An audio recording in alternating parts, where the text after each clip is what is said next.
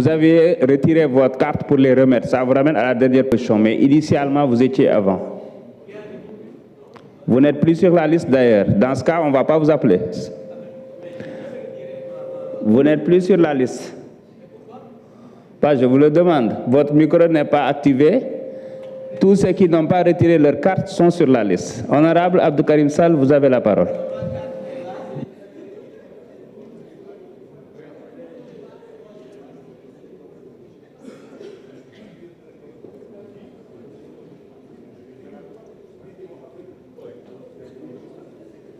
Honorable Abdou Mbow se prépare.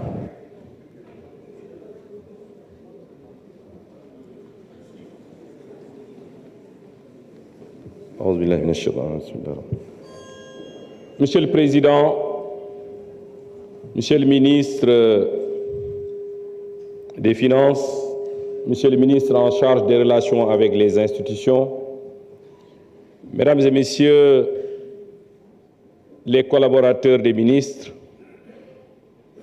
chers collègues honorables députés, mi salmini on et Kongol, assalamu alaikum wa rahmatullahi ta'ala wa barakatuh. Monsieur le ministre, dama lay wax ni démb en commission dama voté loi de finances rectificative bi. Te ma fas yéene voté cette loi de finances rectificative bokk na ci li tax ma voté ko mooy gouvernement bi dafa am lu mu waxoon ci sinistré yi nga xam ne ñoo nekk dans les régions sud et nord du pays maanaam dafa am 8 milliards yu ñu leen waroon jox ma gis ko ci loi de finances rectificative bi.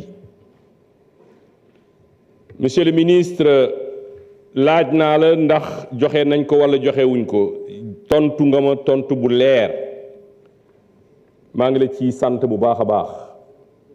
wax nga ma ni ministre de l'intérieur ak ay naataangoom yi nga xam ne ñoom ñoo ko war a saytu ñu ngi ci liggéey. ma ne la monsieur le ministre boo demee nga wax leen nañu baral mbir mi parce que la situation au nord et au sud par rapport ak ñi nga xam ne dañu amoon ay inondation situation boobu c'est une situation préoccupante.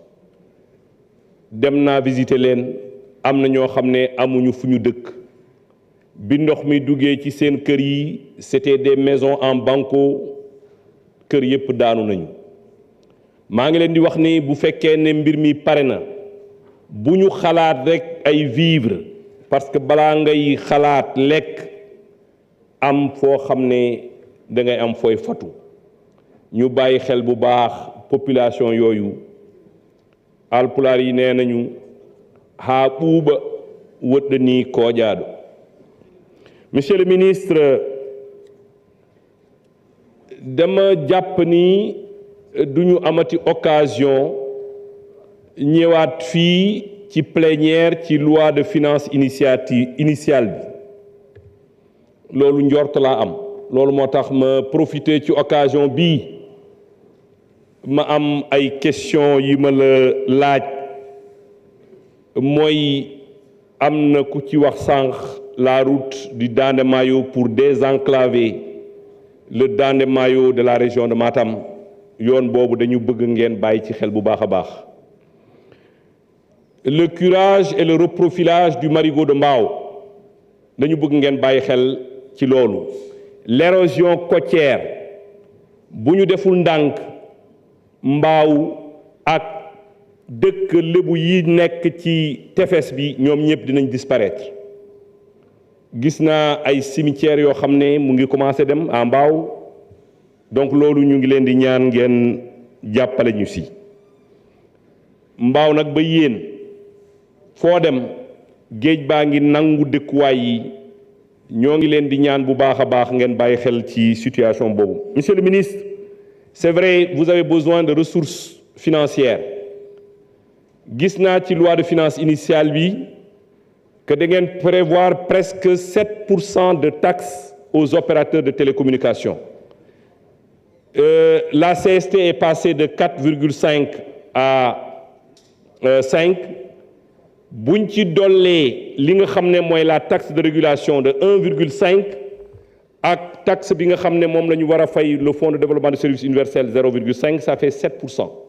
Monsieur le ministre, le secteur des télécommunications c'est un secteur transverse moom mooy secteur boo xam ne buñ ko laalee rek laal économie secteur yépp ma bàyyi loo leen xel la surtaxation des opérateurs parce que bu opérateurs yi amee jafe-jafe économie sénégalaise yépp am jafe wasalaamun ala man ittaba al huda. Jërëjëf, honorable député Abdou Karim Sall. Honorable député Abdou Mbow, vous avez la parole. Honorable député Guy Marius Sagna se prépare.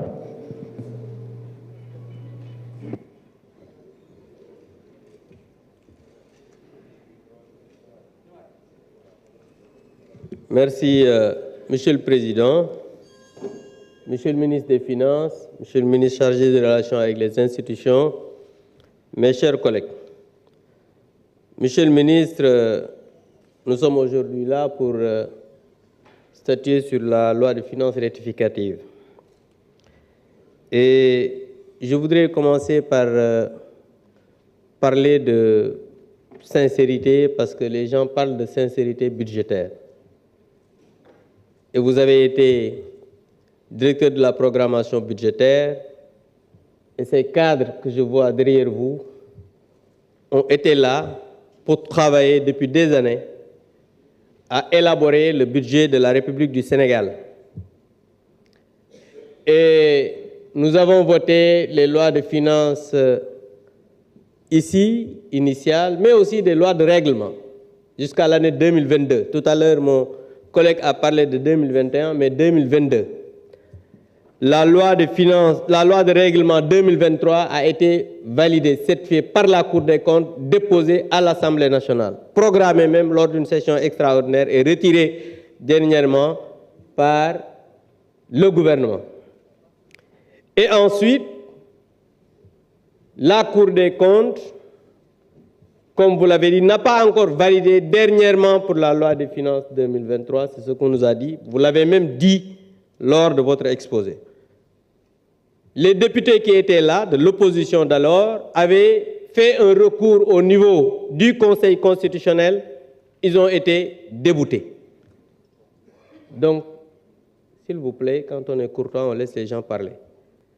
Donc, sur ce plan, ne parlons plus de sincérité budgétaire, c'est derrière nous. La preuve, on parle encore qu'on a surévalué les recettes de 20% dans notre budget 2024.